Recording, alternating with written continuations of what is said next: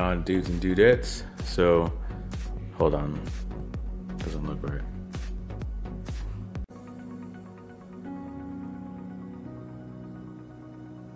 All right.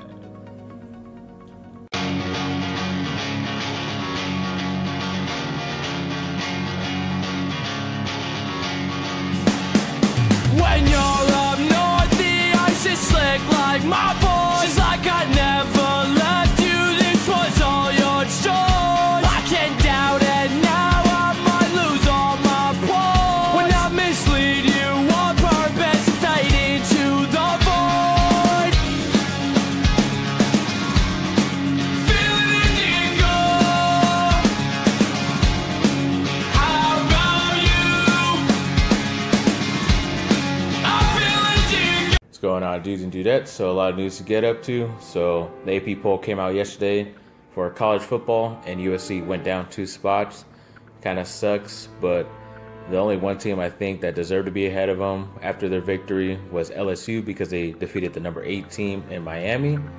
I don't know how Miami didn't go behind USC, but whatever, we'll still keep going with that. And Virginia Tech moved up ahead of them as well. They did beat Florida State on the road, but they were only 1 spot ahead of them, so it was kind of like a pick'em game. Excuse me. So I kind of don't understand the reasoning for them to move up. For one of them, I do.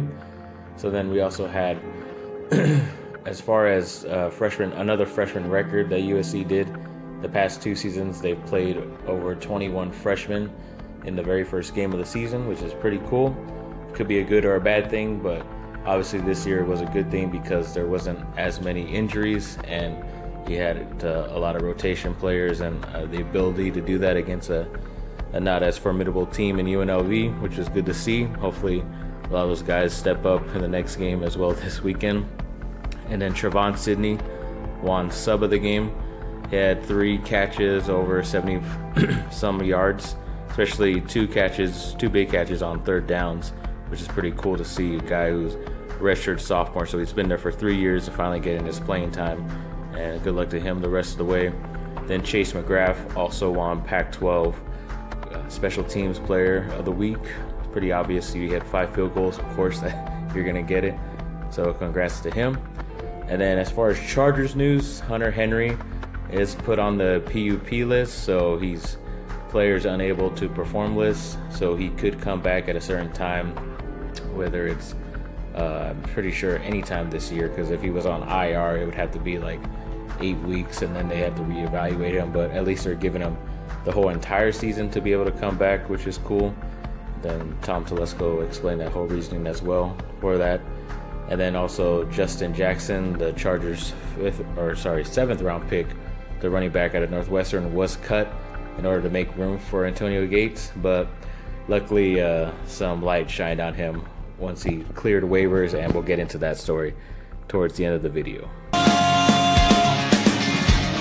And I wish you'd just call and we can hash it out. I can tell you what I'm so bad about. Vengeance again with me talking about. And so much on my mind till now. Like I'm gonna do this to wear it out. And if I see you, am I gonna curse you out? Is it enough that I'm up right now? Does it anger you that I chose a different route? 'Cause I'm sick of feeling that I'm late. Tired of having to restart. I can't just sit alone and wait. And Sports Illustrated reminded us that Sam Darnold is going to be one of the youngest players to start as a rookie ever, which is kind of cool, but also I'm a little bit worried some because he is still that young. Probably needs another year. That's why I wish he would have stayed, but it obviously looks like he's good enough to even start for the Jets, which isn't saying much. But good luck to him, and hopefully he has a healthy rookie season coming up. Then the Lakers, after their Luol Deng move that they did, the stretches contract out for the next few years, they kind of made over and he also gave back $7 million, which kind of benefits the Lakers for next offseason, because that gives them around $38 million to work with in free agency, so they could get anybody. So they're able to go after like a Kevin Durant if he gets off his 1-year player deal, players like that. But even if they wanted like a Jimmy Butler, that he's still only going to get from like $34 to $33 million a year or something like that. So then you still have about $4 to $5 million to spend too on somebody else, which is pretty cool. So definitely looking forward to that. Then one of my favorite ex-USC players, Sua Cravens. He's kind of been a little bit of a journeyman so far. He was with the Redskins. He got drafted by them in the second round, even though I wanted my Chargers to pick him at that time. But I think they were ahead of him, so I think that's why they got him. And then he had some kind of off-field issues where we weren't going to be sure if he was going to still want to play or not. Then he got traded to Denver, and then he was going to end up playing this season, and turns out they're going to put him on IR for an injury. Kind of sucks. Good luck to him. Hopefully he does come back from this and wants to play again within the next year or two. Hopefully it's not too long. And then also USC has the record for most players out of one same college, 42, which is really awesome that are still playing in the NFL at the moment. So shows here how much of a good pipeline USC has to the NFL. Just for all you high school players looking at that to come to USC. Now look who can't hold their weight. A home run just for your sake. Use the pills and flowers to saute. Find me, heal me, keep my faith.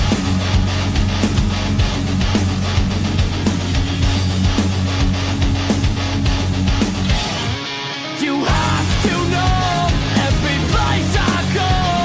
That feeling's something I often trust in it left me so long. And if I have been wrong from every face I've known.